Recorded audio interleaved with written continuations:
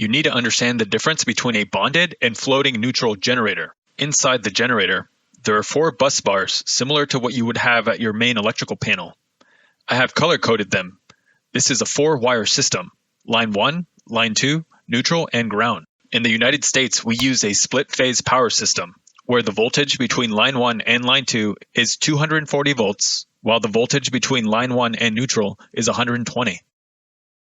Inside a bonded generator, there is a physical bonding jumper that is connecting the neutral and ground bus bars together.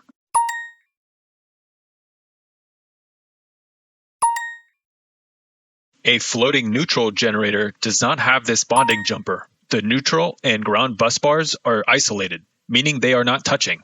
Depending how you utilize your generator, you need to correctly configure this bonding jumper.